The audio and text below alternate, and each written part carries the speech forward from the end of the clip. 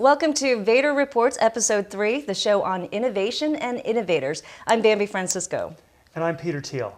Well, today's topic is online video, one of my favorite topics, Peter. But before we dive into that subject, I'm going to give you an update on Vator, about Vator. And we've had several videos viewed several thousand times. One video you shipped viewed more than 4,000 times, and many other videos viewed about 500 times. And we launched this site January 1st, so I think it's not too bad. We do have a winner for the Pitch Tim Draper Your Billion-Dollar Idea. That winner is Mercurio Technologies.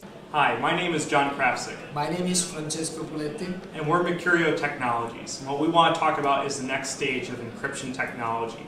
Essentially, current day encryption technology is not secure. Within the next 5, 10, 20, 100 years, any encrypted message will eventually be broken, whether it's through brute force or through new technologies that are being developed. And what we're providing is a new technology called quantum key distribution.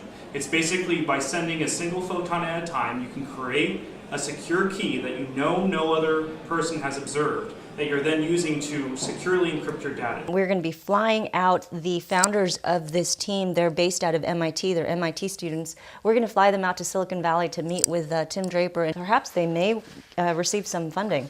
That would be good news. So now let's jump into online video.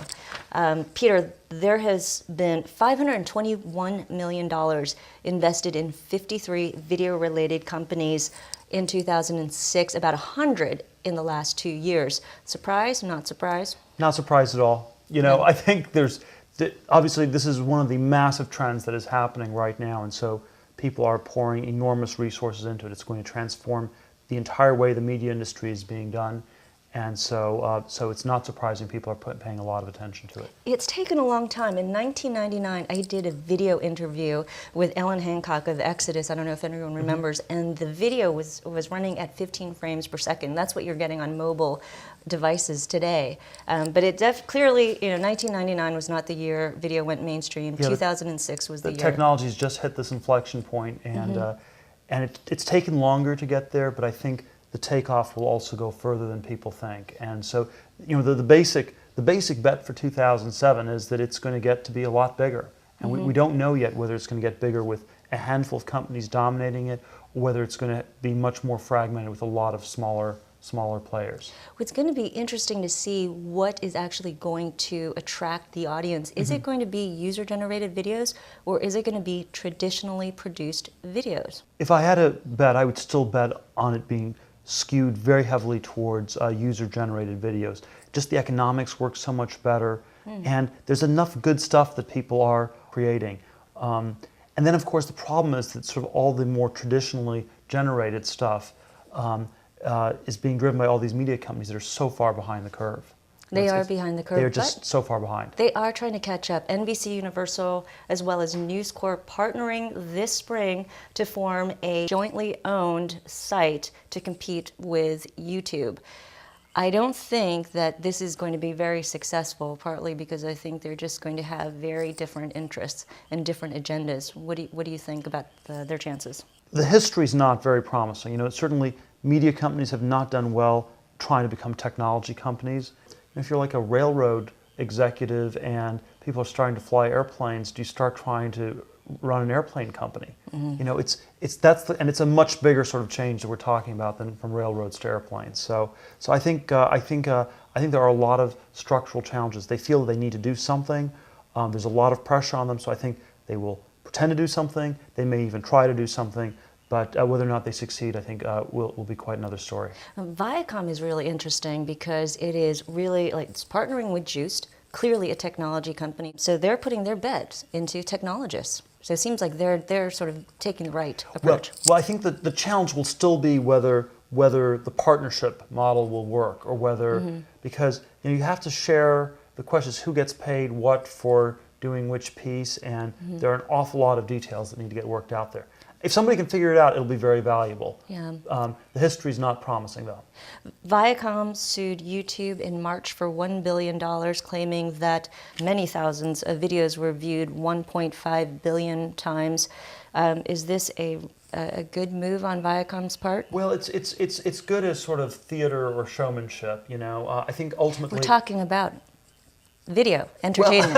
It's all about theater. But it's, I think that they will ultimately lose the lawsuit on the merits because there were no violations of any of the sort of copyright laws that protect this stuff by YouTube.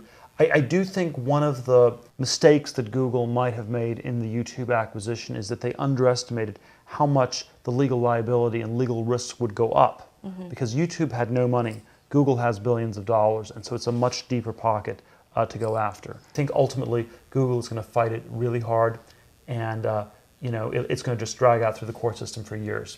Yeah, but if you look at it, it's 160,000 videos, $1 billion. It really works out to 65 cents per video that Viacom is asking for.